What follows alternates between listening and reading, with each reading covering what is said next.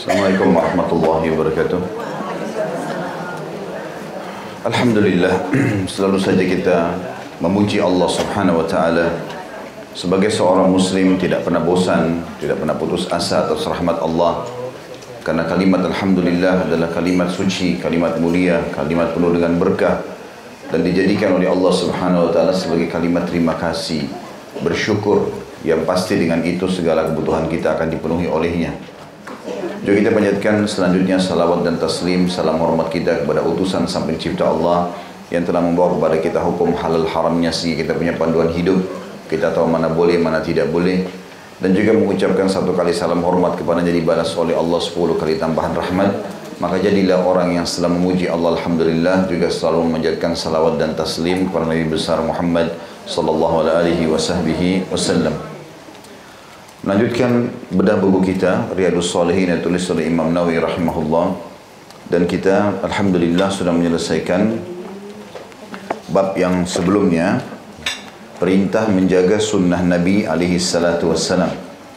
Dan pada pagi ini insyaallah kita masuk ke bab 17, bab kewajiban tunduk kepada hukum Allah dan bagaimana sikap seseorang yang diajak kembali kepada hukum Allah dan diperintahkan kepada kebaikan atau dicegah dari kemungkaran. Imam Nawawi rahimahullah mengangkat dalil pertama dalam pembukaan bab ini adalah firman Allah Subhanahu wa taala dalam surah An-Nisa ayat 65. A'udzu billahi minasyaitonir rajim. Fala wa rabbika la yu'minuna hatta yuhakkimuka fima shajara bainahum thumma la yajidu fi anfusihim harajan mimma qadaita wa yusallimu taslima. Maka demi Tuhanmu hai Muhammad, mereka tidak beriman hingga mereka menjadikanmu sebagai hakim dalam perkara yang mereka perselisihkan. Kemudian mereka tidak merasa keberatan dalam hati mereka terhadap keputusan atau putusan yang kamu berikan, dan mereka menerima dengan sepenuhnya.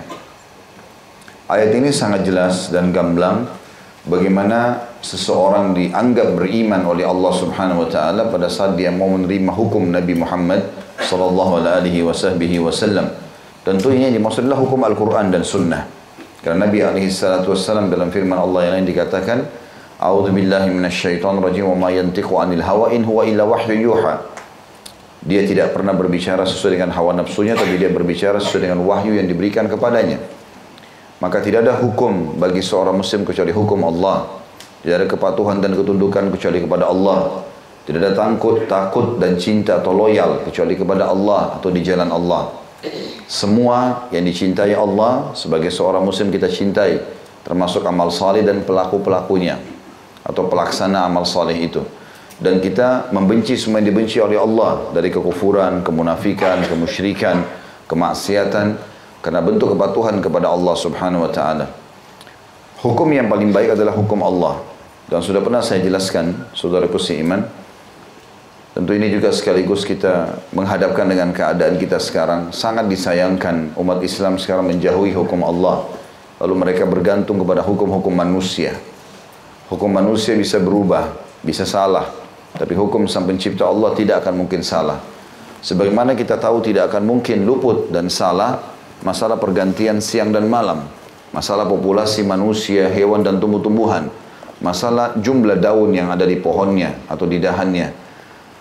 Masalah janin yang ada di dalam rahim, bagaimana bentuknya, bagaimana makanannya, dan segala sesuatunya tidak akan mungkin luput dari hukum-hukum Allah Subhanahu wa taala. Allah yang telah menentukan jumlahnya, bentuknya, warnanya, dan itu semua sangat baik dan sempurna.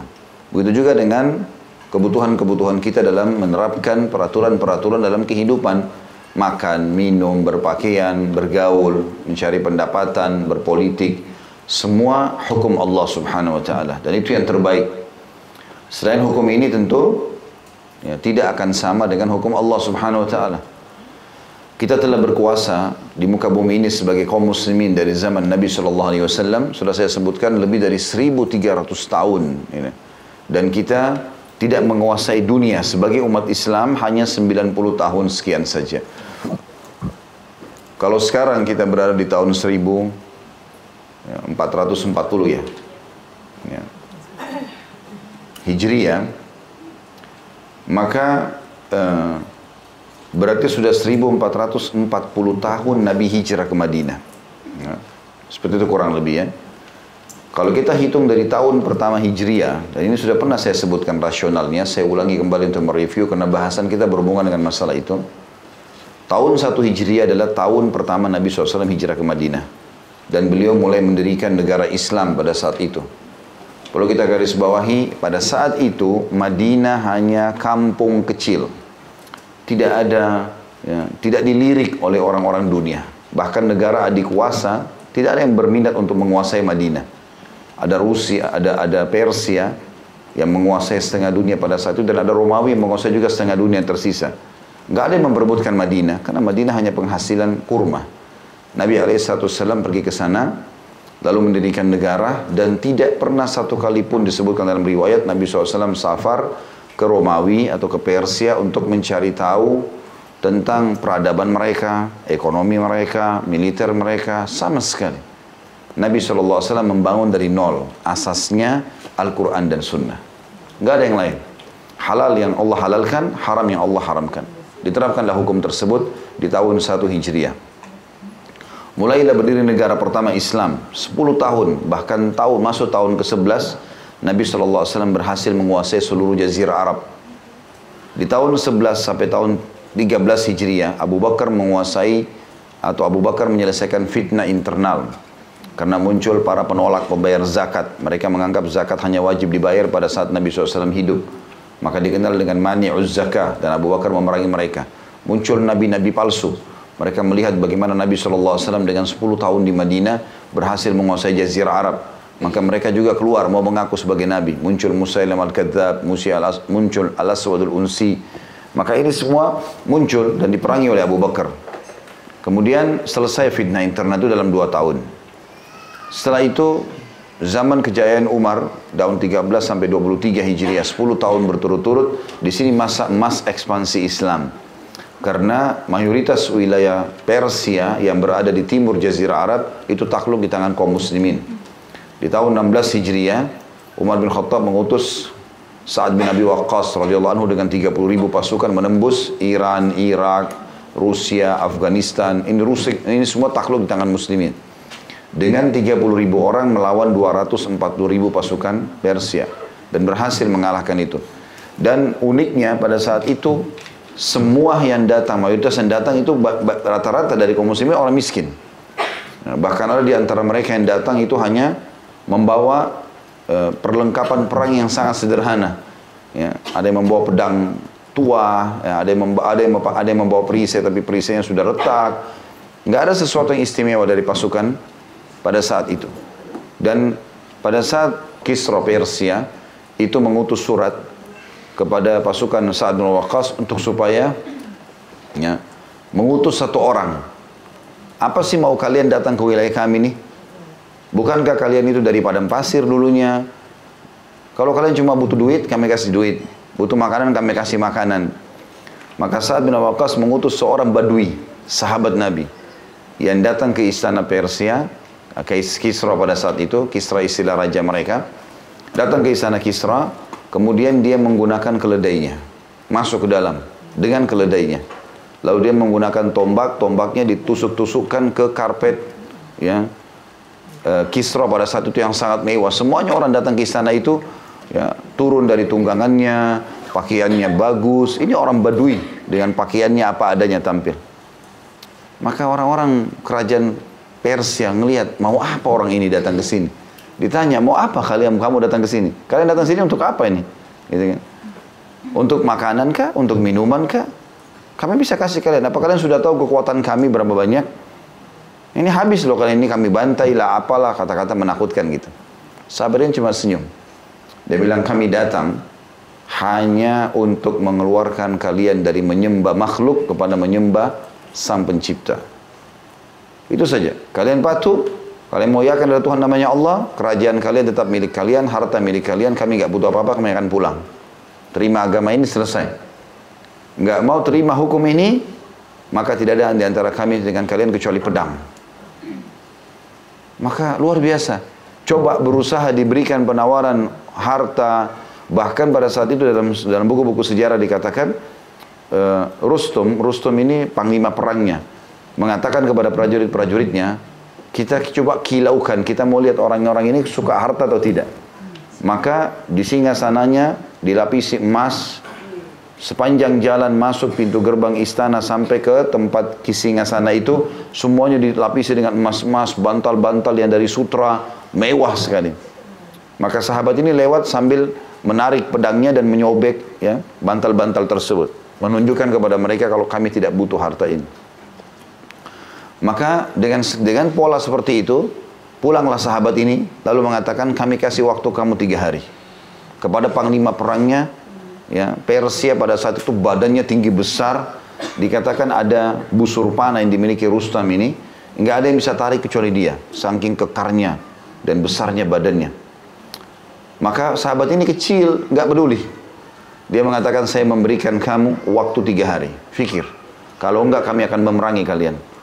Lalu kemudian ditanya sama Rustam, kamu ini siapa? Kamu panglima perangnya? Dia bilang bukan. Saya salah satu prajurit. Kok bisa kau ambil keputusan? Maka dia mengatakan semua umat Islam punya hak untuk menyampaikan keputusannya. Saya menentukan, yang lain akan ikut. Gitu. Maka Rustam pun akhirnya mengizinkan dia pulang. Pada saat dia pulang, subhanallah, ya, dipikirkanlah Rustam diskusi sama teman-temannya semua, ini pasukan belum pernah kita hadapi seperti ini. Mereka nggak butuh apa-apa, mereka cuma mau ngajak kita kepada agamanya, dan kalau kita nolak perang. Dan kelihatannya orang-orang ini serius mau berperang ini. Dengan senjata yang sederhana, tapi mereka mau berperang. Maka mereka minta waktu. Kirim surat, minta waktu. Sebulan. Supaya kami berpikir dulu. Maka tetap saja sahabat ini mengatakan 3 hari. Setuju silakan, tidak setuju enggak. Karena mereka tidak kasih jawaban, maka pasukan muslimin menyerang pada saat itu. 30.000 mengalahkan 240.000 dan runtuhlah kerajaan Persia. Mereka datang bukan mencari harta. Mereka datang bukan untuk mencari rumah, makanan, jabatan. Mereka datang hanya sekedar untuk menundukkan wilayah tersebut terhadap hukum Allah Subhanahu wa taala. Supaya yang halal, yang mereka boleh makan, mereka boleh minum, mereka boleh pakai, ya, mereka menikah, mereka berbaur, ini semua dengan hukum Allah Subhanahu wa taala. Tidak ada yang lain. Dan setelah mereka tinggalkan semua kekufuran mereka ditinggalkan oleh para sahabat. Yang jelas takluk pada saat itu. Sebelumnya tahun 15 Hijriah, Umar bin Khattab juga mengutus ke wilayah Romawi, utara Jazirah Arab, bagian atas, negeri Syam, Palestina, Jordania, Lebanon, dan Syria. Itu diutuslah Abu Ubaidah bin Jarrah dan Khalid bin Walid radhiyallahu anhum majma'in. Dan juga berhasil menaklukkan wilayah tersebut. Bahkan kunci Masjid Aqsa diserahkan langsung oleh pendetanya kepada Umar bin Khattab pada saat itu. Kemudian juga di tahun 20 Hijriah, Amr bin As radhiyallahu anhu sahabat Nabi yang mulia memberikan saran kepada Umar untuk ekspansi ke barat Jazirah Arab, ke Afrika. Jadi wilayah timurnya, kalau kayak rumah ini misalnya, di sisi timur sudah ditaklukkan, di bagian utara sudah ditaklukkan, di bagian baratnya ini akan ditaklukkan, Mesir, Tunis, Jazair, Afrika. Dimulai dengan Afrika Utara. Kenapa mulai dari Mesir? Karena kekuatan pada saat itu di Afrika, Mesir yang paling besar. Kalau takluk, yang lainnya tunduk. Maka pergilah Amr bin As hanya dengan 8.000 pasukan. Dan menaklukkan Mesir pada saat itu. Tunduk di tangan kaum muslimin dan diterapkan juga hukum Allah Subhanahu wa taala. Lalu Afrika Utara, Tunis, Jazair, Maroko juga takluk. Nanti akhirnya setelah itu ada ekspansi Islam masuk ke Spanyol. Tapi nantinya ya, di beberapa tahun setelah itu. Seluruh Afrika terbuka. Jadi dengan sampai tahun 20 Hijriah saja, hukum Allah itu sudah diterapkan di setengah dunia ini. Ya. Dan itu diterapkan ekonominya, halal haramnya adalah yang dihalalkan oleh Allah, yang haram diharamkan oleh Allah. Menikahnya dengan cara Islam. Semua adat istiadat yang tidak sesuai dengan Islam dibuang. Dibuang semuanya. Tidak ada lagi itu. Karena Nabi SAW pada saat bebaskan kota Mekah, beliau mengatakan kalian semua bebas. Nggak ada tawanan perang, harta buat kalian. Tapi ingat, tradisi jahiliyah di bawah kakiku. Nggak ada lagi makan bangkai, minum darah, zina, riba, ini semua nggak ada. Buang semuanya. Yang ada hanya hukum Allah. Terapkan itu. Yang tidak mau patuh, waktunya cuma 4 bulan di Mekah. Setelah itu keluar. Kalau enggak, darahnya halal. Jadi hukum Allah diterapkan. Tidak ada yang lain. Memang harus begitu. Karena tidak ada yang lebih mulia daripada hukum Allah Subhanahu wa taala.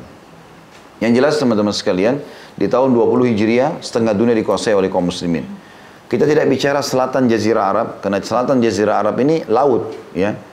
Sudah masuk ke Laut India dan menuju ke Asia Tenggara. Walaupun memang ada beberapa fakta sejarah membuktikan di zaman Utsman bin Affan, ya, tahun 23 Hijriah sampai 37 Hijriah, ini sudah ada utusan-utusannya sampai ke Asia Tenggara termasuk Indonesia. Ya. Tapi itu memang fakta sejarah yang belum semuanya orang menggalinya. Ya, saya pernah membaca sendiri data-data itu, dan itu ternyata sudah ada utusan-utusan dan pada saat itulah Islam sampai ke Indonesia. Ya.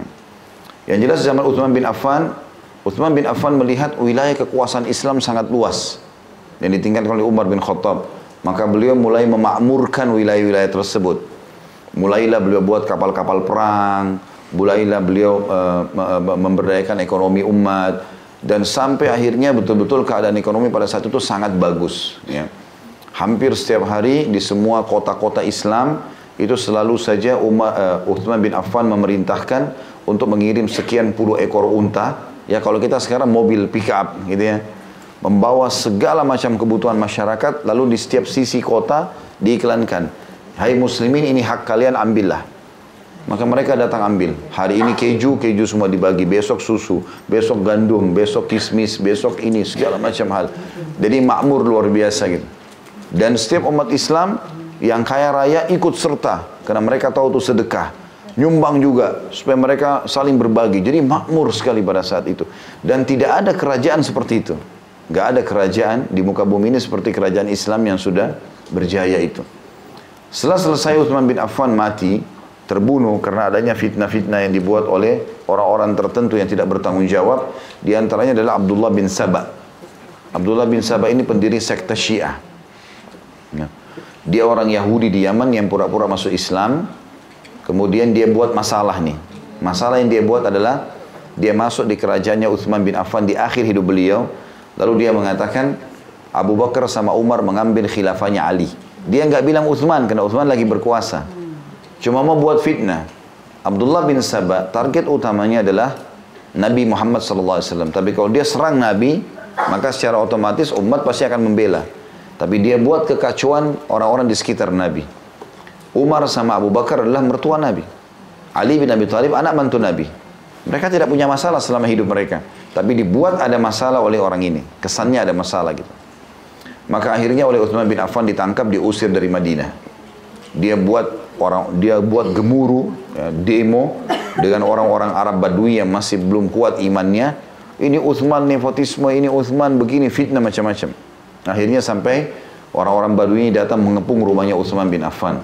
Para sahabat Nabi itu mau membela beliau, termasuk Ali bin Abi Thalib sendiri menggunakan imamah hitamnya, menghunuskan pedangnya mengatakan, "Hai Utsman, perintahkan apa saja, kami akan membelamu." Tapi Utsman tidak mau ada tertumpah darah pada saat itu. Akhirnya Utsman pun radhiyallahu anhu dibunuh oleh salah satu dari mereka. Setelah itu masuklah khilafah Ali bin Abi Thalib di tahun 37 kurang lebih atau 38 sampai 40, dan ini menyelesaikan fitnah internal lagi karena kasus pembunuhan Utsman ini menjadi kasus yang besar, gitu kan? Karena khalifah dibunuh ini bukan gampang, itu sesuatu yang berat. Artinya kalau sampai dibuka pintu itu maka setiap orang tidak suka sama pemimpinnya akan membunuh pemimpinnya. Padahal dalam Islam tidak boleh masalah itu. Hukum pemberontak itu hukumnya haram, dosa besar. Maka akhirnya pada saat itu Ali bin Abi Thalib menyelesaikan lagi fitnah internal, termasuk diselesaikan masalah kelompok Khawarij, ya. Ini pengikut-pengikut Abdullah bin Saba. Abdullah bin Saba sendiri dihukum mati oleh Ali bin Abi Thalib. Intinya sampai tahun 40 Hijriah, Jazirah Arab aman, seluruh setengah dunia dikuasai muslimin, ya, pada saat itu. Dan tidak ada yang bisa mengalahkan kerajaan Islam pada saat itu. Dan yang diterapkan hukum halal haramnya Allah, nggak ada hukum yang lain. Maka ini kita bisa lihat sampai tahun 40 Hijriah setengah dunia dikuasai. Semua peradaban dunia diganti dengan peradaban Islam. Baik itu peradaban dari sisi bangunan, pakaian, dan segala macam hal. Setelah itu berdiri kerajaan pertama dalam Islam, dinasti Umayyah. Dari tahun 40 Hijriah sampai 132 Hijriah. 92 tahun berkuasa. Dan di zaman itu, kekuatan Islam makin luar biasa. Ya, karena khalifah demi khalifah berlumba-lumba untuk mendapatkan amal jariah, memperbaiki bangunan-bangunan, memperbanyak masjid, jembatan-jembatan, banyak sekali yang dilakukan. Dan ekspansi Islam terus berjalan. Ya. Kemudian setelah itu, tentu ini kisahnya panjang ya, tapi kita cukupkan dengan tahunnya dan beberapa kiprah secara umum. Kemudian berdiri setelah itu dinasti Abbasiyah, kerajaan Islam yang kedua. Itu dari tahun 132 Hijriah setelah runtuhnya tadi Umayyah sampai 656 Hijriah. Setelah itu Abbasiyah runtuh di tangan suku Tatar atau bangsa Mongolia pada saat itu, Genghis Khan dan grupnya, Hulagu, ya. Itu semuanya dibantu oleh salah satu menteri khalifah terakhir yang berfaham Syiah, membantu Hulagu dan Genghis Khan untuk menguasai Irak sebagai ibu kota pada saat itu Abbasiyah, dan runtuhlah Abbasiyah.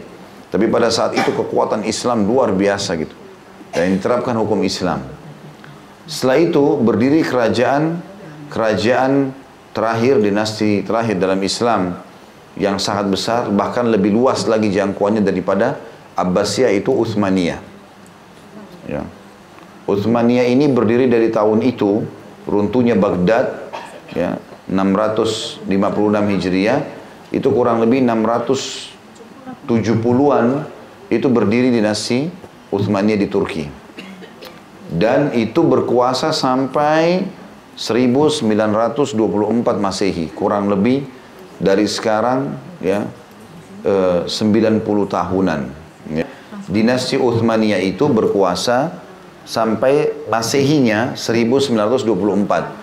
Karena 1924 itu berubah dari Khilafah Utsmaniyah menjadi Republik Turki. Nah, pada saat berubah jadi Republik Turki, itu hukum Islam dihapus. Intinya kita sekarang sudah tidak menerapkan hukum Islam itu baru 95 tahun saja. 1300 tahun lebih itu kita menerapkan hukum Islam, dan kita menguasai dunia pada saat kita menerapkan hukum Islam itu. Jadi selama 90 tahun ini, kata para ulama, para sejarawan, ya, orang-orang non-muslim itu berusaha untuk menghilangkan jejak, ya, umat Islam, sampai kita tidak pernah tahu tentang sejarah kiprah, ya, Umayyah, Abbasiyah, ya, Utsmaniyah. Jarang orang yang mau baca gitu, ya. Jarang orang yang mau baca. Bahkan orang-orang sekarang kebanyakan menjadikan peninggalan Utsmaniyah, kayak kalau kita umroh plus Turki, pergi ke Turki melihat cuma seperti histori saja. Oh, ini peninggalan dulu ya, selesai. Nggak diambil pelajaran gitu. Sampai saya waktu ke Turki sempat bicara dengan beberapa anak-anak muda yang sempat menjadi tour leader. Apa yang kalian pikirkan sekarang dengan sejarah yang besar yang pernah dibuat oleh orang-orang tua kalian nih? Itu Turki Utsmani dulu waktu berkuasa, ada beberapa khalifah-khalifahnya, itu luar biasa. Seperti Sulaiman Kanuni. Baca kisahnya nanti, ketik di Google kisah Sulaiman Kanuni. Itu khalifah yang luar biasa. Hidupnya dari kecil, sampai dari dia masih hidup di istana sampai dia meninggal, semuanya buat agama ini. Dan luar biasa, waktu dia setiap perang, sampai di zamannya dia itu pernah ada peperangan pasukan Islam melawan lebih daripada 80 bendera. Kekuatan Romawi itu kalah semua mereka. Dengan strategi perang yang luar biasa. Dan pada saat ya kapal-kapal Turki Utsmani dulu lewat di wilayah-wilayah orang non-muslim, mereka tidak berani membunyikan lonceng gereja. Takut mengganggu dan diserang oleh kaum muslimin. Dan pada zaman itu mereka bangga dengan pakaian umat Islam.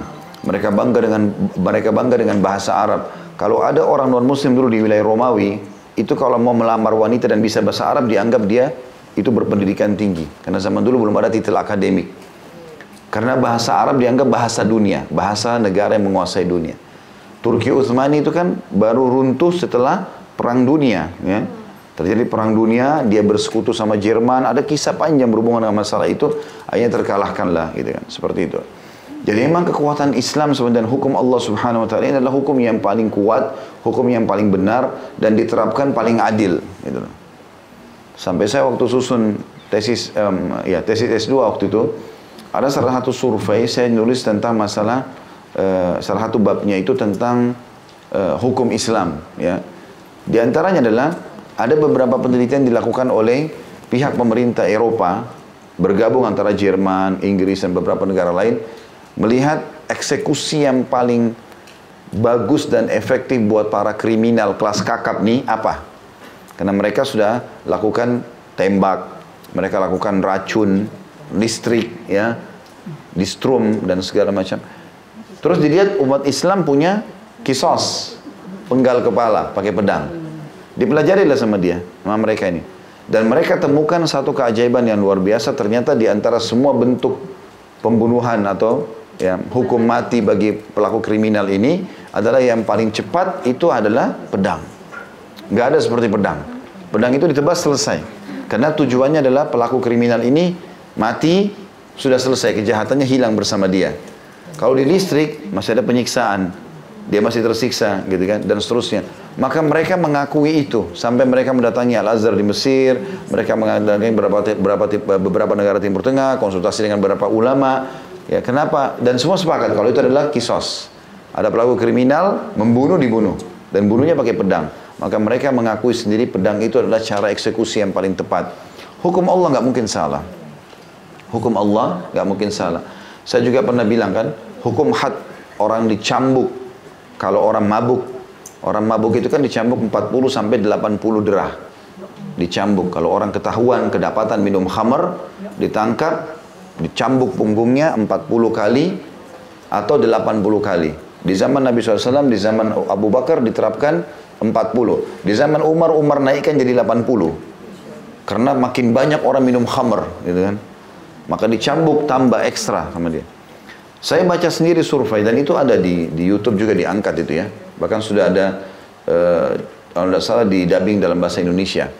Nah, itu kalau ada negara-negara Eropa sekarang mereka membebaskan, negara-negara non-muslim ini membebaskan anak-anak muda mereka di atas 18 tahun untuk lakukan apa saja. Bahkan orang tuanya bisa dituntut sama dia kalau melarang. Boleh seks bebas, boleh minum khamar, segala macam. Pokoknya 18 tahun ke atas silakan. Tapi mereka temukan, ini menjadi penyebab kerusakan sosial. Karena semestinya umur seperti ini, umur potensi untuk menjadi tokoh-tokoh masyarakat. Tapi karena mereka sudah minum minuman keras, mereka bergaul bebas, jadi rusaklah. Maka Menteri Sosial yang ada, Kementerian Sosial ada di sana, coba mencari tahu gimana cara sekarang penanggulangannya. Mereka bukan menghapus peraturan 18 tahun bebas itu, tapi mereka mencari yang sudah kecanduan minuman keras, pergaulan bebas ini gimana cara diobatin. Kalau kita bicara substansial yang lebih ringkas daripada dua ini, karena panjang bahasanya tentang masalah khamar misalnya. Maka ditemukan ada setelah sekian tahun ya penelitian, sekian juta dolar dikeluarkan uang, muncullah 2 orang dokter dari Rusia berhasil menemukan ternyata salah satu caranya adalah dibuat klinik-klinik terapi. Dan terapi untuk menghilangkan kecanduan minuman keras, narkotika adalah ditidurkan di atas ranjang oleh dokternya, lalu dipukul punggungnya 40 kali sampai 80 kali. Ya, itu saya lihat sendiri cuplikannya. Karena di belakangnya, di pinggung ini ada urat saraf, itu berhubungan sekali dengan kecanduan seseorang. Itu kalau dicambuk, maka berhenti kecanduannya. Seperti itu. Subhanallah, masuk ke klinik itu bayar 1 kali terapi 60 sampai 100 dolar. Islam cambuk gratis. Artinya, dengan ilmu teknologi sekarang pun, mereka ternyata menemukan, oh solusi terbaiknya ini Islam sudah ajarkan 1400 tahun yang lalu. Dan sekian banyak. Sayang sekali kalau kita sekarang umat Islam, terutama ibu-ibu sekarang masukkan anak-anaknya ke sekolah, ya. Harusnya berpikir sekolah Islam itu memang sekolah yang paling tepat. Apalagi kalau memang kuat dari sisi penjelasan masalah akidah, masalah Al-Quran dan Hadis, masalah sejarah. Jadi tahu anak-anak itu, oh ternyata kita punya sejarah besar. Sampai para ya pakar sejarah dunia, orang non-muslim mengatakan umat Islam ini seperti singa yang lagi tidur. Sekarang kita lagi tidurkan nih. Jangan dibangunkan. Kalau mereka bangun, mereka kembali berkuasa lagi. Karena kita sudah terlanjur dinabobokkan nih. Ya. Umat Islam tidur masing-masing sendiri. Bahkan sudah sampai pada tingkat umat Islam dibantai di Palestina, dibantai di Myanmar. Udah, yang penting bukan di negara saya. Oh kasihan ya. Cuma sebatas itu. Zaman dulu nggak ada begitu. Hadis Nabi SAW yang berbunyi, orang mukmin seperti satu jasad. Kalau satu luka yang lainnya rasa demam. Jadi kita kalau kena pisau, semua tubuh kita kan demam. Itu perumpamaan orang mukmin. Jadi nggak boleh sama sekali kita menganggap tidak penting buat saya. Ya, itu tidak ada dalam Islam. Selama dia Muslim, saudara kita. Seperti itu. Dan belum lagi kita punya lagi bocorannya ya. Di akhir zaman nanti akan turun Nabi Isa alaihissalam. Dan akan menerapkan hukum Islam. Menghancurkan salib, ya, membunuh babi. Dan tidak ada satu rumah pun, kata Nabi SAW, di muka bumi kecuali pasti masuk Islam. Baik dengan kemuliaan, dia mau terima dengan benar atau dengan terhina. Dia nggak mau terima maka dibunuh. Nanti di zaman Nabi Isa AS nggak ada lagi hukum kecuali hukumnya Allah. Dan kata Nabi SAW, bagaimana umat manusia bisa sesat di awalnya sementara saya ada, dan di akhirnya sementara Isa ada. Dan Isa akan menerapkan hukumnya Nabi SAW, hukum Islam. Ya. Maka teman-teman sekalian yang perlu kita garis bawahi dari sekian panjang tadi yang saya jelaskan itu, jangan tinggalkan agama ini. Agama ini agama mulia. Jangan cuma dipilah-pilah, pilih apa yang kita suka, kita nggak suka, lalu kita tinggalkan.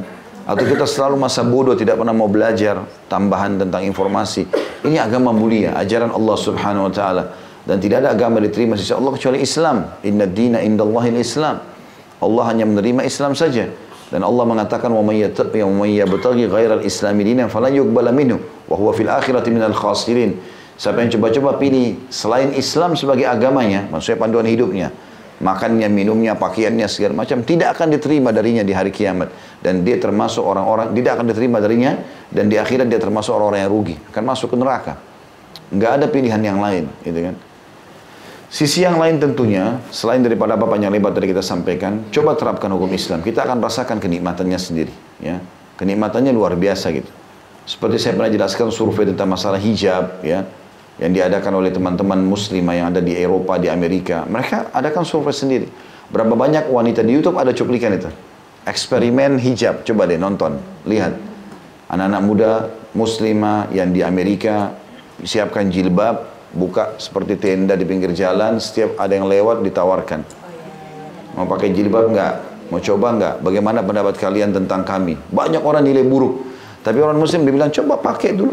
1 menit, 2 menit, dipakai sama dia. Terus jelaskan apa yang dirasakan. Hampir semua non muslim itu mengatakan, saya kok seperti ada di sebuah benteng yang kuat ya. Padahal cuma kain ditaruh di kepala. Ada hikmah syar'i. Dan Allah sudah mengatakan dalam Al-Quran, dzalika adna alla yuzain. Salah satu tujuan utama supaya tidak diganggu gitu kan. Orang ganggu orang pakai hijab paling assalamualaikum saja. Gitu kan. Apalagi kalau hijabnya makin syar'i. Apalagi kalau pakai cadar. Mau diganggu apanya ini? Maksudnya adalah ada hikmah-hikmah syar'i yang sangat besar, yang luar biasa. Yang sebenarnya harus dipelajari, ditelusuri dan kita terapkan dalam kehidupan kita. Di dalam ayat tadi yang kita jelaskan teman-teman yang diangkat pertama oleh Imam Nawawi rahimahullah dalam Nisa ayat 65, di sini bahkan Allah menegaskan, maka demi Tuhanmu hai Muhammad, mereka tidak beriman hingga mereka menjadikanmu sebagai hakim dalam perkara yang mereka perselisihkan. Semua yang mereka lakukan dalam kehidupan mereka harus ikuti hukum hai Muhammad. Kemudian mereka tidak merasa keberatan dalam hati. Kalau mau dikatakan beriman, terima dulu hukum Nabi SAW, Al-Quran dan Sunnah, dan tidak ada keberatan dalam masalah itu. Terhadap putusan yang kamu berikan, dan mereka menerima dengan sepenuhnya. Diangkat juga firman Allah SWT surah An-Nur ayat 51 yang berbunyi, A'udzubillahi minasyaitonirrajim. Innama kana qaulal mu'minina idza du'u ila Allahi wa rasulihi liyahkuma bainahum ay yaqulu sami'na wa ata'na wa ulaika humul muflihun. Sesungguhnya jawaban orang-orang mukmin bila mereka diajak kepada Allah dan Rasulnya agar Rasul memutuskan perkara di antara mereka adalah mereka mengucapkan kami mendengar dan kami taat, dan mereka itulah orang-orang yang beruntung. Ya. Allah SWT mengatakan A, Rasulullah SAW mengatakan A, kita mengatakan A. Mereka mengatakan B, Rasulullah mengatakan B, kita katakan B. Tidak ada yang lain. Keputusan kita selalu sesuai dengan Allah dan Rasulnya. Tidak ada Tuhan kecuali Allah. Tidak ada guru dan panutan kecuali Muhammad SAW. Tidak ada yang lain. Di mana-mana sama hukumnya. Babi haram di Indonesia, haram di Amerika, haram di Jepang, haram di mana-mana. Khamr haram di sini, haram di mana-mana. Salat 5 waktu, dimanapun kita berada sama hukumnya. Sama caranya, ya waktunya juga sama. Artinya, dilihat matahari, waktu duhur begini, waktu asar begini, uduk dulu, hadap kiblat, tutup aurat. Ini bacaannya yang membatalkan juga sama. Nggak ada yang berubah. Standarisasi hukum Islam ada. Kata beliau, dalam bab ini terdapat beberapa hadis, antara lain adalah hadis Abu Hurairah yang disebut pada awal bab sebelumnya, di nomor 160, dan hadis-hadis lainnya. Kita sekarang masuk langsung saja ke hadis yang disebutkan di sini. Hadis pertama dalam bab kita adalah nomor 172. Dari Abu Hurairah radhiyallahu anhu, beliau berkata, "Lamma nazalat ala Rasulillah sallallahu alaihi wasallam, lillahi ma fis samawati wa ma fil ard, wa in tubdu ma fi anfusikum aw tukhfuhu yuhasibukum bihi Allah." Ishtadda dhalika ala ashabi Rasulillah sallallahu alaihi wasallam, fa'atau Rasulullah sallallahu alaihi wasallam thumma baraku ala ar-rukab. Faqalu ay Rasulullah, kullifna minal amali ma nutiq, as-salata wal jihada was siyama was sadaqa, wa qad unzilat alayka hadhihi al-ayatu wa la nutiquha. Qala Rasulullah SAW, aturiduna an taqulu kama qala ahlul kitabain min qablikum, sami'na wa asayna, bal qulu sami'na wa ata'na, ghufranaka rabbana wa ilaikal masir. فلما اقترأها القوم وذلت بها ألسنتهم أنزل الله تعالى في إثرها آمن الرسول بما أنزل إليه من ربه والمؤمنون كل آمن بالله وملائكته وكتبه ورسله لا نفرق بين أحد من رسله وقالوا سمعنا وأطعنا غفرانك ربنا وإليك المصير. فلما فعلوا ذلك نسخها الله تعالى فأنزل الله عز وجل لا يكلف الله نفسا إلا وسعها لها ما كسبت وعليها ما اكتسبت ربنا لا تؤاخذنا إن نسينا أو أخطأنا. قال نعم ربنا ولا تحمل علينا إصرا كما حملته على الذين من قبلنا. قال نعم ربنا ولا تحملنا ما لا طاقة لنا به. قال نعم واعف عنا واغفر لنا وارحمنا anta maulana fansurna 'alal qaumil kafirin. Qala na'am. Hadis ini diriwayatkan oleh Imam Muslim. Ketika turun ayat kepada Rasulullah sallallahu alaihi wasallam yang bunyinya atau artinya milik Allah lah segala yang ada di langit dan apa yang ada di bumi. Ini sebenarnya hadis ini menceritakan sebab turunnya beberapa ayat terakhir dari surah Al-Baqarah, ya. Walillahi ma fis samawati wa ma fil ardi wa in tubdu ma fi anfusikum aw tukhfuhu yuhasibukum bihi Allah, ya. Maka pada saat turun ayat ini kepada Rasulullah SAW, milik Allah lah segala yang ada di langit dan apa yang ada di bumi. Dan jika kalian menampakkan apa yang ada di dalam hati kalian atau kalian menyembunyikannya, niscaya Allah akan membuat perhitungan dengan kalian tentang perbuatan itu. Al-Baqarah 284. Pada saat turun ayat ini, artinya Allah Subhanahu wa Ta'ala akan menghisab kita. Kalau zahirnya ayat ini kita sembunyikan atau kita terang-terangkan lakukan, maka sama. Allah SWT akan hisab dan akan menghukum. Maka hal itu terasa berat oleh para sahabat Rasulullah SAW. Maka mereka mendatangi Rasulullah SAW, kemudian mereka berlutut seraya berkata, ya, artinya sambil berharap kepada Nabi, wahai Rasulullah, kami dibebani amalan-amalan yang kami sanggup. Salat kami mampu lakukan, jihad kami mampu lakukan, puasa dan sedekah kami mampu lakukan. Dan kini telah turun kepada anda ayat ini, kami tidak mampu untuk melaksanakannya. Artinya apapun yang kamu sembunyikan dalam hati atau kau lakukan terang-terangan, Allah akan hukum kalau perbuatan dosa. Para sahabat merasa beban. Sekarang kalau orang baru niat dalam hati mau zina, udah dihukum, kan gitu. Kan jadi berat. Baru niat mau gosip, belum lakukan, sudah dihukum. Maka mereka bilang, ya Rasulullah, ayat ini betul-betul berat buat kami gitu. Karena mungkin seseorang antara kami bisa saja terlintas di benaknya untuk lakukan perbuatan, tapi dia bisa batalkan, gitu kan. Maka Nabi SAW bersabda, apakah kalian ingin mengatakan sebagaimana dikatakan oleh pengikut dua kitab sebelum kalian, Yahudi dan Nasrani? Mereka dulu kalau turun ayat-ayat Al-Quran kepada Musa, kepada Isa alaihissalam, kalau mereka rasa berat, mereka tolak langsung. Ya. Nabi SAW mengatakan, apakah kalian mau mengikuti jejak mereka? Artinya kalau turun hukuman sebagaimana mereka dihukum, kalian juga siap dihukum? Kenapa kalian tidak mengatakan, ya, mereka mengatakan, ya, orang-orang ahli kitab dulu mengatakan, kami mendengar dan kami membangkang. Ya. Jadi kalau pada saat turun ayat Al-Quran, ayat Injil atau Taurat yang mereka anggap tidak tepat, maka mereka bilang, sami'na wa asayna. Kami dengar tapi kami nolak. nggak mau. Ya, waktu turun perintah Allah Subhanahu wa taala untuk menyembelih sapi supaya membuat orang mati bicara siapa yang bunuh, mereka undur-undur sapi apa, warnanya apa, ya, segala macam, berat akhirnya buat mereka, gitu kan. Itu disebutkan di dalam Al-Quran. Tetapi kata Nabi SAW, ucapkanlah sami'na wa ata'na, kami dengar dan kami mentaati. Apapun hukum Allah datang, ucapkan itu. Ampunanmu, ghufranaka rabbana, ampunanmu yang kami mohon, ya, wahai Rabb, dan kepadamu tempat kembali. Al-Baqarah 285. Maka tak kala mereka membacanya dan lisan mereka telah tunduk kepadanya, maksudnya mereka mau mengatakan, baiklah, apa saja yang kau terapkan ya Allah, kami terima, gitu kan. Allah Subhanahu wa taala menurunkan sesudahnya amanar rasulu bima unzila ilaihi dan seterusnya, yang terjemahannya Rasul Muhammad telah beriman kepada apa yang diturunkan kepadanya atau Al-Quran, mau berat atau ringan tetap diterima dari Rabb-nya. Demikian pula orang-orang beriman, para sahabatnya mengikuti itu. Semua beriman kepada Allah, malaikat-malaikatnya, kitab-kitabnya dan rasul-rasulnya. Mereka mengatakan, kami tidak membeda-bedakan seorang pun dari rasul-rasulnya, rasulnya Allah. Dan mereka mengatakan, kami dengar dan kami taat. Ampunilah kami wahai Rabb kami, dan kepadamulah tempat kami kembali. Al-Baqarah 285. Ketika mereka melakukan itu, maka Allah menasahnya. Apa artinya nasakh? Ada yang tahu?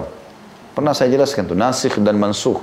Salah satu bagian daripada Al-Quran yang harus dipelajari namanya nasikh dan mansukh. Artinya ayat yang menghapus dan ayat yang dihapus. Ya. Jadi ada ayat Al-Quran yang pernah turun, berlaku hukumnya beberapa saat, lalu Allah hapus dengan ayat lain. Ada ayat-ayat Al-Quran yang pernah turun lalu dihapus oleh Allah SWT, maka hilang dari Al-Quran, tidak ditulis, gitu kan. Dia pernah turun tapi dihapus, terhapus tilawah, tidak lagi tilawahnya, terhapus hukumnya. Ada ayat Al-Quran yang terhapus secara hukum tapi tilawah masih ada. Ya, nanti kita jelaskan di sini. Contohnya adalah dikatakan di sini, ya, maka Allah menasakhnya. Maksudnya ayat yang tadi turun yang Al-Baqarah 284 itu, yang Allah bilang apapun yang kalian niatkan dalam hati pun baru niat sudah dihukum, maka itu dinasakh. Allah hapus secara hukum, tapi masih ada tilawah, masih dibaca, masih tertulis dalam Al-Quran. Karena para sahabat menerima hukum Allah itu, maka Allah menasakhnya. Allah menghapus secara hukum. Jadi Allah ingin menguji keimanan mereka. Terima enggak? Makanya Rasulullah SAW bilang, kenapa kalian bilang, apa kalian mau ikuti ahli kitab sebelum kalian? Mereka bilang, sami'na wa asaina. Kami beriman, tapi kami membangkang. Kami dengar, tapi kami bangkang. Kenapa enggak bilang sami'na wa ata'na? Kami dengar dan kami akan patuh. Maka para sahabat pun akhirnya mengatakan sami'na wa ata'na. Lalu mereka ikuti, ghufranaka rabbana wa ilaikal masir. Sungguh engkau maha pengampun, ampunilah kesalahan kami, kebodohan kami ini, kenapa kami enggak terima. Itulah, seperti itu. Maka Allah menasakh ayat tadi. Secara hukum dihapus yang Al-Baqarah 284 tadi. Maka Allah Subhanahu wa taala menurunkan setelah itu, Allah tidak membebani seseorang melainkan sesuai dengan kesanggupannya. La yukallifullahu nafsan illa wus'aha. Ayat ini menasakh ayat tadi, menghapus hukum ayat tadi. Artinya kalau tidak ada beban, tidak ada perintah tapi tidak mampu, maka Allah SWT tidak hakimi itu.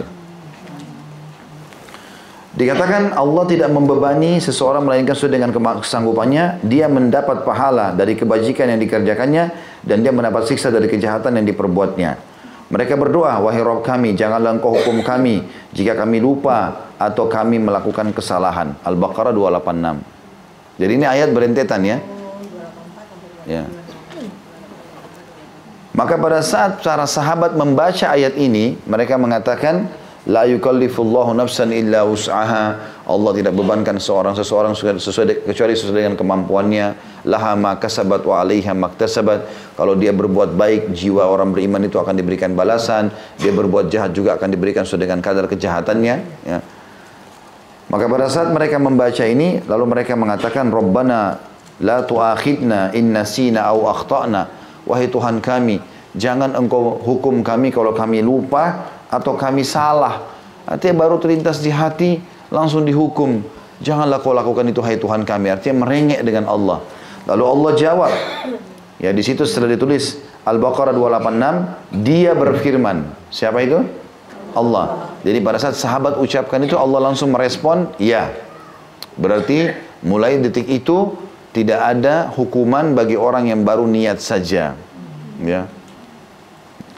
Kemudian dikatakan lanjutannya, Rabbana wala tahmil alaina isran kama hamaltahu ala alladhina min qablina. Wahai Rabb kami, janganlah engkau bebankan kepada kami beban yang berat sebagaimana engkau bebankan kepada orang-orang sebelum kami. Al-Baqarah 286. Maka Allah menjawab lagi, iya. Lalu dikatakan lagi, Rabbana wala tahmil alaina isran, ya, kama hamaltahu ala alladhina min qablina. Rabbana wala tuhammilna ma la taqata lana bi wa'fu anna waghfir lana warhamna anta maulana fansurna 'alal qaumil kafirin. Wahai Rabb kami, janganlah engkau pikulkan kepada kami apa yang tidak sanggup kami pikul. Masih lanjutan ayat ya. Allah mengatakan lagi, iya, maafkanlah kami, ya. Ampunilah kami dan rahmatilah kami, engkaulah penolong kami, maka tolonglah kami menghadapi orang-orang kafir. Maka Allah pun menjawab, iya. Di sini teman-teman sekalian, sebagian ulama mengatakan hikmah yang paling besar yang bisa diambil daripada hadis ini, kalau ada sebuah hukum yang kita pelajari dalam Islam dan kita anggap itu berat bagi kita, maka yang paling pertama terima dulu. Orang kalau terima hukum itu, lalu dia memohon kepada Allah SWT agar dimudahkan untuk mengamalkan, dia akan mengamalkan. Dia akan bisa mengamalkan nanti. Orang mau pergi haji, belum pernah haji sebelumnya. Dia tonton di TV, oh padat sekali ya. Di sini antara dia memohon kepada Allah agar dia dimudahkan hajinya, atau dia tolak haji itu. Kalau ada orang mengatakan, ya sudahlah nanti Allah mudahkan kok. Dia pergi haji, selesai. Dia akan aman kok. Toh pulang haji sehat, banyak ceritanya, pengalamannya banyak. Bahkan kalau ditanya mau haji lagi nggak? Mau. Tapi kalau dari awal, wah kayaknya berat nih, nggak usah haji deh. Ya sudah, dia nggak berangkat sudah. Allah SWT berikan sesuai dengan kemauan dia nanti. Sholat malam susah, enaknya tidur, nggak usah deh. Ya udah, dia nggak bakal sholat nanti. Ya dia kerjakan. Orang kalau berusaha menerima hukum Allah SWT, Allah mudahkan dia, Allah berkahi buat dia. Gitu kan? Itu yang dimaksud dalam makna atau hikmah yang diambil daripada hadis ini. Kesimpulan bahasan kita teman-teman sekalian adalah bagaimana seorang muslim menerima hukum Allah Subhanahu wa taala dengan berlapang dada. Kalau itu masih berat bagi dia, dia berdoa kepada Allah agar dimudahkan. Ya, kemudian dia coba praktekkan. Allah bilang dalam Al-Qur'an juga, walladzina jahadu fina lanahdiyannahum subulana. Orang yang berusaha memaksakan diri menuju ke jalan kami, kami akan juga pandu dia ke jalan kami, ya. Kalau nggak salah ini Al-Ankabut ayat terakhir 68 atau 69 itu ayatnya, ya, tentang masalah siapa yang berusaha menuju ke jalan kami, dia sudah berusaha datang di majelis taklim, dia berusaha bangun sholat malam, dia berusaha tutup aurat, dia berusaha puasa, maka kami akan mudahkan ke jalan-jalan kami. Walaupun ada sedikit upaya, tapi dia akan lakukan. Lama-lama nanti akan menjadi mudah bagi dia, bahkan dia bisa mencintai perbuatan tersebut. Teman-teman sekalian, kalau sudah kita biasakan satu perbuatan amal soleh, nanti malah nggak enak kalau nggak dilakukan. Misal orang biasa puasa Senin Kamis, sekali aja dia nggak puasa, rasanya ada beban. Ya, bahkan orang kalau sudah terbiasa puasa Senin Kamis, kemudian satu waktu dia nggak puasa, makan juga males. Ya, males makan, karena sudah terbiasa pola itu pada dirinya dia. Dia biasa sholat malam sepanjang malam. Satu malam kebablasan tidur, itu nyeselnya luar biasa. Ada kenikmatannya. Itu tidak bisa muncul kecuali memang sudah rutinitas. Itu dijadikan sebagai rutinitas. Dan tidak akan menjadi sebuah rutinitas kalau tidak dimulai. Makanya hadir di majelis ilmu itu didengar, cantolin dalam hati, praktekin dalam kehidupan. Bukan masuk kanan, keluar kiri. Oh iya bagus ya. Oh sholat malam ya. Tapi nggak pernah dilakukan. Apa gunanya? Gitu kan? Kalau nggak sekarang Bapak Ibu mau kerjakan, kira-kira kapan? Saya tanya coba. Tanya diri sendiri. Kalau bukan sekarang kita mau jadi orang baik, berubah, sholat malam, sedekah, baca Quran, kira-kira kapan? Tunggu sampai malaikat maut datang, baru nyesal? Begitu lihat malaikat maut, oh saya baru mau sholat. Nggak bisa. Udah nggak mungkin. Itu kan disebutkan di akhir surah Al-Munafikun. Ya. Pada saat ada orang-orang nanti kedatangan ajal, Maka mereka baru mengatakan, ya, wahai Tuhanku, andai saja engkau memberikan, menangguhkan kematianku, supaya aku bisa menyedekahkan seluruh hartaku. Tapi udah nggak bisa lagi. Sudah telat pada saat itu. Ingat teman-teman, kita kalau mati, yang menjadi kisah kenangan bagi orang itu sebenarnya amal baik kita. Kalau orang meninggal, maka amal solehnya yang pernah dilakukan itu nanti akan dinukil oleh orang-orang. Dulu pernah ada orang soleh melakukan ini. Dulu si fulan lakukan ini kebaikan.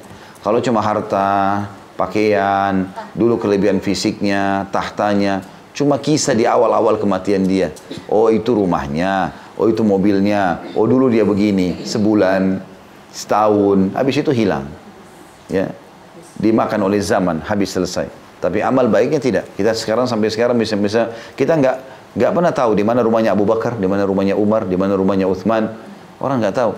Hartanya dulu berapa banyak yang ditinggalkan, pakaian dulu seperti apa. Ada 1-2 lembar mungkin yang tertinggal. Tapi orang kenang, oh dulu Abu Bakar itu memerangi penolak zakat. Dulu Umar itu ekspansi Islam, kayak tadi kita ceritakan. Uthman itu bagi-bagi suka bersedekah. Itu yang dinukil itu. Jadi amal-amal baik kita itu yang akan dikenang nantinya. Yang lainnya semua akan ditinggalkan. Ya. Makanya menerapkan hukum Allah SWT dalam kehidupan itu kebahagiaan, ketentraman jiwa. Dan Allah mengatakan dalam ayat yang lain, A'udzubillahi minasyaitonirrajim walakum fil qisasi hayatun ya ulil albab. Dalam kisos itu, hukum-hukum Allah, itu ada ketentraman, kebahagiaan, kemakmuran hidup kalian, hai orang-orang yang berakal. Kalau kalian berakal, maka itu adalah hukum Allah Subhanahu wa ta'ala. Baik, ini berhubungan dengan bab ke-17. Dan kita akan masuk sekarang bab ke-18 ya. Bab larangan terhadap bid'ah dan ajaran-ajaran agama yang dibuat-buat. Bid'ah adalah sesuatu perbuatan dalam ibadah yang tidak pernah dicontohkan oleh Nabi SAW dan juga para sahabat. Nggak diperintahkan, nggak pernah dicontohkan. Dan bid'ah lawan daripada sunnah. Sunnah artinya perbuatan amal yang diperintahkan dan dicontohkan oleh Nabi dan para sahabat. Seperti itulah. Ya. Dan bahasan masalah bid'ah ini bukan bahasan baru. Karena ini memang bahasan sudah disebutkan oleh para ulama, diambil daripada perkataan Nabi SAW. Di awal-awal Islam, Nabi SAW sudah mengatakan itu. Wa iyyakum wa muhdatsatil umur, dalam hadis sahih, hadis Irbad radhiyallahu anhu, dan hati-hati kalian dengan perkara-perkara yang baru dalam ibadah, tidak punya rujukan Al-Quran dan Sunnah. Fa inna kulla muhdatsatin bid'ah. Semua yang dibuat-buat dalam ibadah itu dikenal dengan perbuatan baru dalam agama. Bid'ah itu dosa, nggak boleh gitu. Wa inna bid'atin dhalalah. Bid'ah itu ibadah yang dikarang-karang, nggak punya dalil, itu akan membawa pelakunya pada kesesatan, kekeliruan, penyimpangan. Wa inna dhalalatin finnar, dan kekeliruan akan membawa pelakunya ke dalam api neraka. Ini sabda Nabi SAW. Teman-teman kalau ketik di Google hadis Irbad, keluar hadis itu. Sudah lama. Irbad ini nama sahabat ya. Yang Nabi SAW mengatakan di awal potongannya, alaikum bisunnati wa sunnah khulafa'ur rasyidin mahdiyyin min ba'di addu alaihi bin nawajid. Berpegang teguhlah pada sunnahku dan sunnah khulafa'ur rasyidin, Abu Bakar, Umar, Uthman, Ali ya. Dan berpegang teguhlah pada keduanya walaupun dengan gigi geraham kalian. Biar orang tidak suka kalian berpegang pada itu. Lalu Nabi bilang, wa iyyakum muhdatsatil umur. Hati-hati kalian dengan perbuatan-perbuatan baru. Maknanya adalah yang tidak pernah saya contohkan, tidak pernah sahabat saya contohkan. Jangan buat itu, gitu kan. Gak usah dikarang-karang. Karena orang yang berbuat bid'ah sekarang, kalau kita ingatkan, kan itu bagus. Bahasanya kok ini bagus? Yang bagus itu di mata Allah dan Rasulnya. Pertanyaan sederhana, apa kita lebih pintar dari Nabi SAW? Kalau Nabi nggak sampaikan, Nabi nggak kerjakan, berarti sudah jelas tidak boleh, sudah selesai. Nggak usah, karena kalau baik pasti Nabi sudah lakukan. Seperti itulah. Nggak ada alasan, kalau kita alasan mengatakan kan itu baik, ya, bukan masalah baik. Kalau semua orang berhujjah, berargumentasi mengatakan baik, berarti semua orang akan meninggalkan agama ini, karena dia akan pandang sesuai dengan baik di mata dia saja. Maka harusnya hati-hati dengan masalah ini. Dan ini perkara penting dalam agama Islam. Kita harus menjaga kemurnian ajaran Nabi Muhammad SAW. Kalau kita cinta pada beliau, maka betul-betul kita harus jaga kemurnian ajarannya. Beliau perintahkan kerjakan, tidak diperintahkan jauhi. Ingat, pelanggaran ada 2. Pelanggaran yang pertama, ini semua orang sudah tahu. Apa itu pelanggaran pertama? Pelanggaran pertama, misalnya kita kerja di perusahaan, Perusahaan kasih peraturan, nggak boleh telat ya. Masuk jam 8 sampai jam 5 sore. Nggak, dia datang jam 9. Telat. Ada pelaturan, ini pelanggaran, nggak boleh. Ini orang sudah tahu semua. Misal kita bertamu ke rumah orang. Peraturannya adalah, ini pintu ruang tamu, silakan duduk di sana. Enggak, dia nyelonong masuk ke dalam. Dia melanggar. Ini semua orang sudah tahu pelanggaran. Ada yang kedua, yang orang banyak tidak sadari kalau itu pelanggaran. Dia melakukan sesuatu yang tidak disuruh. Itu juga pelanggaran. Misal kita kerja di perusahaan, lalu kemudian disuruhlah pergi beli produk A di toko A. Pegawai yang baik, dia pergi ke sana, dia pulang, selesai tugasnya.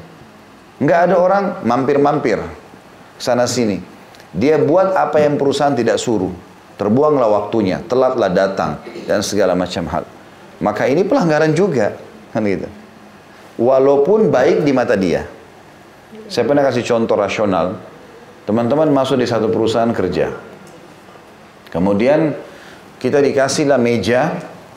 Kemudian ini temboknya begini, ya, warnanya. Di sini ada kaca dan segala macam. Ini komputer kamu ya. Ini pekerjaan kamu. Lalu si pegawai ini punya inisiatif. Kayaknya kalau kaca di sini kurang bagus nih. Inisiatif dari dia, pakai duit dia, beli wallpaper tutup. Pemilik perusahaan tidak suruh itu. Dia inisiatif dia, pakai duit. Ini cat kayaknya warna coklat kurang bagus nih. Menurut saya biru. Pakai duitnya, beli biru. Kira-kira pelanggaran nggak? Kan niatnya baik. Boleh nggak dilakukan itu? Nah itu masalahnya. Jadi banyak orang tidak faham yang tidak diperintahkan oleh Allah dan Rasulnya itu pelanggaran.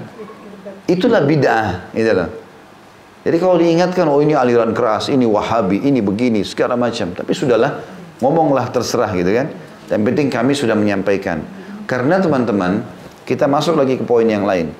Fokus kepada yang sudah ada perintahnya saja, itu udah keselamatan. Itu pun kadang-kadang kita repot. Ya. Jaga sholat 5 waktu. Sholat qobliyah dan ba'diyah. Sholat duha, qiyamul lail, zikir pagi petang. Baca hizib Al-Quran, jenguk orang sakit, bakti orang tua, majelis ilmu. Padat sekali ini. Padat sekali. Itu aja deh. Pasti masuk surga udah. Ini enggak, buat macam-macam. Ini Rasulullah enggak pernah contohin. Enggak apa-apa. Ini gimana? Sampai kata sebagian ulama salaf, orang yang menghidupkan satu bid'ah, buat ibadah yang tidak punya panduan wahyu, mematikan satu sunnah. Karena dia buang waktu untuk itu. Sebenarnya ada yang sudah jelas-jelas, tapi dia nggak mau kerjakan, gitu kan? Yang menghidupkan satu sunnah mematikan satu bid'ah. Jelas sunnah yang Nabi contohkan, bid'ah yang Nabi nggak contohkan. Selesai. Poinnya itu loh.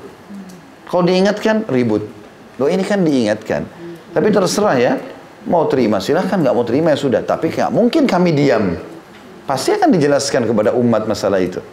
Dan memang dakwah sifatnya begitu. Ada yang terima, ada yang nolak. Itu sudah umum, gitu kan? Tapi nggak mungkin didiamkan masalah ini. Teman-teman, kita fokus kepada apa yang diperintahkan itu ketentraman jiwa. Orang yang berpegang pada sunnah Nabi saja, nggak nambah-nambah, itu sudah enak hidupnya. Tentram rasanya. Berapa kali kami bimbing umroh, kemudian jalan. Ustaz, umrohnya kok enak sekali ya, ringan. Dulu kok banyak sekali syaratnya. Harus baca ini, harus begini, harus begitu. Loh, Nabi contohkan begini, lagi tahu silakan berdoa, gitu kan?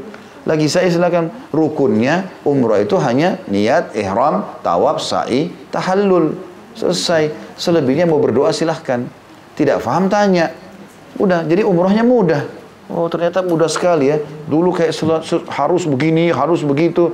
Ada panduannya nggak? Makanya perlu ditanya teman-teman sekalian. Perlu ditanya ya. Kalau ada yang ajarkan sesuatu, ada dalilnya nggak? Ada ayatnya, ada hadisnya, ada contoh sahabat. Kalau nggak ada jangan dikerjakan. Ya. Karena sesuatu yang sudah jelas ada panduannya, diterima ada balasannya. Ya, kalau meja ini kita bagi dua, pernah saya kasih contoh begitu. Ini ibadah yang ada perintahnya. Kita kerjakan nih, pasti dapat balasannya. Ini setengah meja kalau kita bagi yang tidak ada perintahnya. Minimal syubhat, minimal. Bisa diterima, bisa enggak. Ya. Dari pegawai, dia beli yang diperintahkan, diterima oleh perusahaan. Dia beli produk, coba-coba, mungkin perusahaan terima, mungkin tidak, bisa diterima, bisa enggak. Itu minimal. Ngapain buang-buang waktu untuk itu? Karena perbuatan bid'ah dianggap sesuatu yang harus. Bahkan ada orang meninggalkan sunnah 1 tahun. Nggak pernah ibadah sunnah. Akhir tahun buat perbuatan bid'ah. La haula wa la quwata illa billah. Mana dia setahun ini kerjakan sunnah Nabi. Nggak sholat duha, nggak zikir pagi petang, nggak baca Quran. Ujung-ujung akhir tahun buat acara ini, buat acara itu. Nabi nggak pernah contohin. Gitu kan? Tapi yang dibuatlah. Subhanallah, buang uang, buang waktu. Ini semua ada tanggung jawabannya. Alasannya kan baik. Loh Nabi nggak contohin loh. Ya sudah. Yang penting kan bagus. Tidak bisa.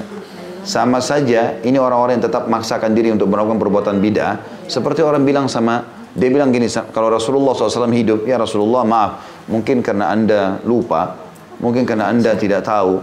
Seperti dia bilang itu, kan Nabi nggak lakukan. Kok bisa katakan itu kepada Nabi SAW? Kan tidak mungkin.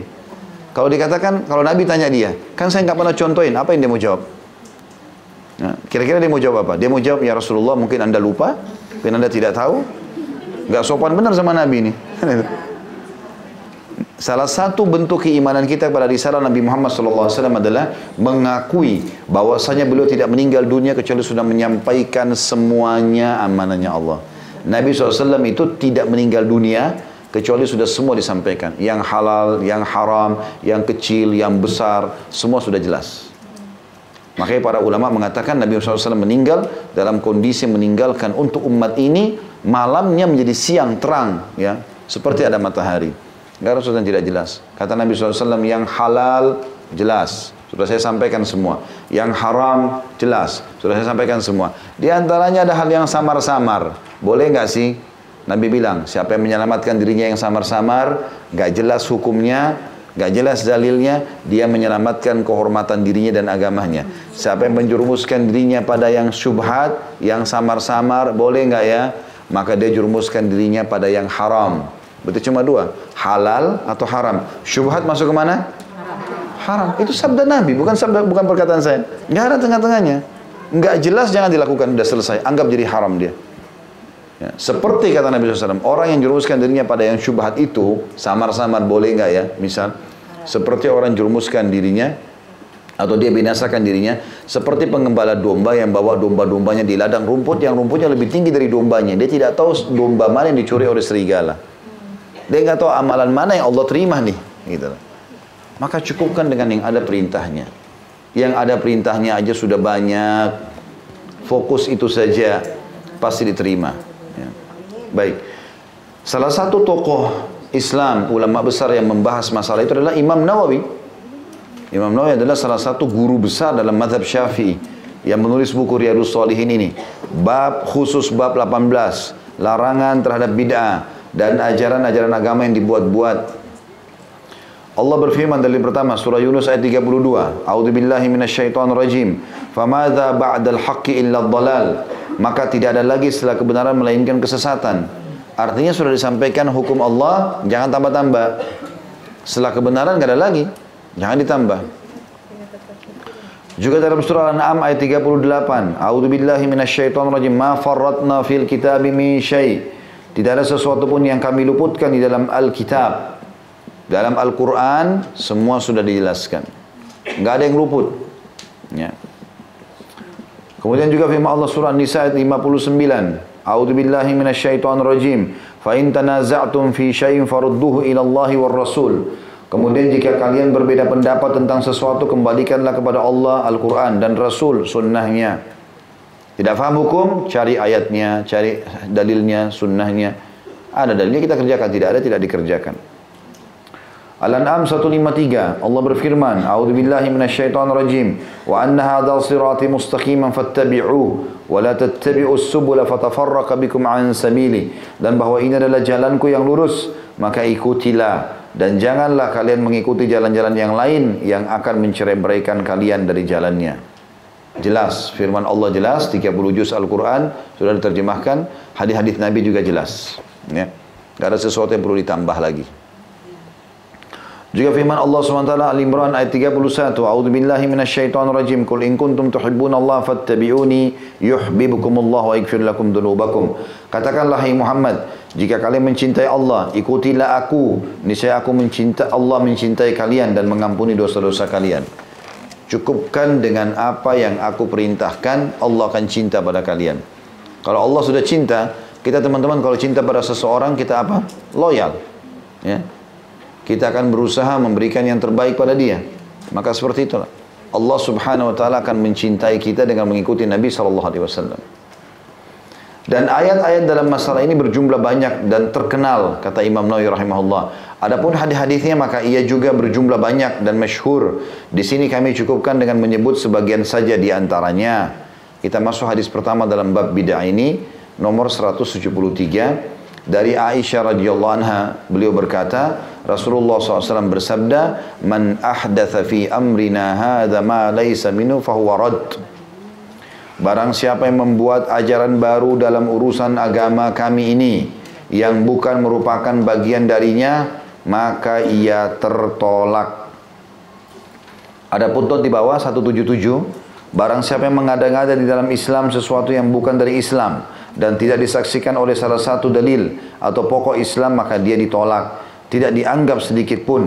Hadis ini adalah salah satu kaidah agama yang agung, maka wajib dihafalkan dan disosialisasikan untuk membuang segala macam bid'ah. Ya. Hadis ini riwayat Bukhari Muslim. Jadi jelas sabda Nabi SAW, barang siapa yang membuat ajaran baru, maksudnya tidak pernah aku contohkan, tidak pernah sahabat contohkan, walaupun 1000 alasannya bagus, tetap, maka kata Nabi SAW, maka ia tertolak. Itu sabda Nabi. Dalam riwayat Imam Muslim, man amila amalan laisa alaihi amruna fahuwa rad. Barang siapa yang melakukan satu amalan yang tidak didasari oleh urusan agama kami, maka ia tertolak atau ditolak. Siapa yang buat ibadah, perbuatan yang tidak didasarkan Al-Quran dan Sunnah Wahyu, maka dia ditolak. Hadis ini sangat jelas dan ini dijadikan sebagai kaidah penting oleh para ulama tentang haramnya bid'ah. Tidak boleh orang lakukan perbuatan itu. Dan itu akan menjadi beban bagi dia pada hari kiamat. Semestinya dia tinggalkan perbuatan tersebut. Ya. Dan Ibnu Qayyim rahimahullah mengatakan, syaitan lebih suka seseorang melakukan perbuatan bid'ah daripada perbuatan maksiat yang lainnya.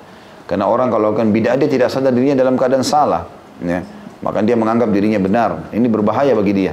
Hadis yang selanjutnya nomor 174 dari Jabir radhiyallahu anhu, beliau berkata, karena Rasulullah SAW idza khataba ihmarrat 'ainah wa 'ala sautuhu washtadda ghadabuhu hatta ka'annahu mundhiru jayshin yaqul sabbahakum wa massakum wa yaqul bu'ithtu ana was-sa'atu kahatain wa yakrin baina usbu'aihi as-sabbabati wal wusta wa yaqul amma ba'd fa inna khairal hadithi kitabullah wa khairal hadyu Muhammadin wa khairal hadyu Muhammadin sallallahu alaihi wasallam wa syarrul umuri muhdatsatuha wa kullu bid'atin dhalalah thumma yaqul ana aula bi kulli mu'minin min nafsihi ana aula bi kulli mu'minin min nafsihi man taraka malan fali ahli wa man taraka daynan aw daya'an fa ilayya wa alayya. Apabila Rasulullah SAW berkhutbah, ini kata Jabir radhiyallahu anhu, apabila Rasulullah SAW berkhutbah, kedua mata beliau memerah, suara beliau meninggi, dan amarah beliau memuncak, seolah-olah beliau adalah seorang yang memperingatkan kedatangan pasukan musuh, ya. Yang mengatakan, awas, musuh akan menyerbu kalian di waktu pagi dan sore hari. Jadi kalau Nabi SAW sedang ceramah, ingatkan umat ini seperti orang yang luar biasa. Seperti orang yang lagi marah, wajahnya memerah, mengingatkan, jangan sampai kalian masuk neraka nih. Jangan sampai kalian langgar, jangan sampai kalian begini. Beliau bersabda, aku diutus sementara rentan waktu antara aku dan kiamat adalah seperti ini. Lalu beliau SAW menggandengkan jari telunjuknya dengan jari tengahnya. Artinya sangat dekat antara aku dengan hari kiamat. Hati-hati, waktu sudah dekat kembali kepada Allah. Beliau bersabda, amma ba'd, maksudnya selanjutnya, sesungguhnya sebaik-baik perkataan adalah kitabullah. Selalu mengatakan qala Allah berfirman, dan sebaik-baik petunjuk adalah petunjuk Muhammad sallallahu alaihi wasallam, ya, sunnahnya. Serta sejelek-jelek ajaran agama adalah agama yang dibuat-buat, enggak ada di zaman Nabi, enggak ada di zaman sahabat, dan setiap yang bid'ah adalah sesat. Ini perkataan Nabi. Jadi kalau ada orang mengatakan jangan bilang bid'ah, itu kenapa bisa menolak sabda Nabi? Lalu kita mau kemanakan hadis ini, gitu kan? Kemudian beliau bersabda, aku lebih utama terhadap setiap mukmin daripada dirinya sendiri. Barang siapa yang meninggalkan harta maka itu untuk keluarganya. Dan barang siapa yang meninggalkan hutang atau tanggungan maka urusannya diserahkan kepadaku dan menjadi tanggunganku. Hadis ini disebutkan juga, sudah disebutkan di nomor 161. Hadis ini riwayat Muslim. Dan yang terakhir nomor 175 sekalian saya baca dari Irbad ibn Sariyah. Ini yang tadi saya jelaskan ya, Irbad ibn Sariyah ini yang saya bilang tadi hadis Irbad itu. Hadisnya telah disebutkan pada bab perintah menjaga sunnah Nabi dan adab-adabnya. Ya. Itu disebutkan di nomor hadis nomor 161. Coba kita kembali ke 161 ya. Saya langsung saja baca terjemahannya dari Abu Najih Irbad ibn Sariyah. Beliau berkata, Rasulullah SAW pernah menasihati kami dengan suatu nasihat yang sangat menyentuh, di mana hati menjadi gemetar dan mata meneteskan air mata. Maka kami pun berkata, wahai Rasulullah, sepertinya nasihat ini adalah nasihat perpisahan. Sepertinya Anda sudah mau meninggal nih ya. Maka berwasiatlah kepada kami. Beliau bersabda, aku berwasiat kepada kalian agar bertakwa kepada Allah, mendengar dan mentaati sekalipun yang memerintah kalian adalah seorang budak berkulit hitam dari Habasyah. Kalau ada pemimpin sudah terlanjur menang, maka patuhlah padanya. Kecuali maksiat kepada Allah baru kita tidak patuh. Selama tidak, maka patuhlah. Dan bahwasanya, ini Nabi SAW ingatkan, sahabat sudah sadar nih, Nabi kayaknya mau meninggal nih. Wasiat terakhirnya apa nih? Ini wasiat pertama. Wasiat kedua, dan bahwasanya barang siapa yang hidup dari kalian setelah aku meninggal nanti akan melihat banyak perselisihan, pendapat ini, pendapat itu, macam-macam. Maka bagaimana supaya selamat? Kata Nabi, berpeganglah kalian kepada apa? Sunnahku dan sunnah khulafaur rasyidin yang diberi petunjuk. Maksudnya Abu Bakar, Umar, Uthman, Ali, karena mereka dikenal dengan khulafaur rasyidin. Gigitlah erat-erat dengan gigi geraham kalian. Dan waspadailah setiap hal-hal yang diada-adakan, karena setiap bid'ah adalah sesat. Hadis ini riwayat Abu Daud dan Tirmidzi. Lalu bagaimana ada orang mengatakan bid'ah bisa baik, bid'ah hasanah? Bagaimana bisa keluar bid'ah hasanah? Nabi bilang bid'ah dalal, bid'ah sesat. Apakah dia mau menyaingi perkataan Nabi? Nabi bilang kullu bid'atin dalalah, semua bid'ah sesat. Lalu dia mengatakan tidak ada bid'ah hasanah. Kan ini bentrok dengan sabda Nabi SAW kan? Jadi semestinya seorang muslim kembali masalah ini. Sekali lagi, berpegang pada sunnah Nabi SAW kebahagiaan. Dan cukupkan dengan itu. Udah, sibukkan itu sampai meninggal dunia. Kita kalau sudah ikut pengajian, sudah mulai faham mana sunnah-sunnah Nabi, tinggal terapkan istiqomah saya sampai mati. Selesai. Itu sudah dicontohkan oleh Nabi SAW, oleh para sahabat. Mereka faham mana halal haramnya Allah, mereka terapkan sampai mati. Selesai. Dapat jaminan surga. Itu saja kok tugas kita sampai ajal datang. Ngapain buat-buat amal yang tidak ada perintahnya? Ini berbahaya. Tidak diterima oleh Allah SWT, bahkan sebagian ulama masukkan dalam kategori dosa. Allah alam. Begitu saja. Subhanakallahumma bihamdika, asyhadu an la ilaha illa anta astaghfiruka wa atubu ilaik. Wassalamualaikum warahmatullahi wabarakatuh.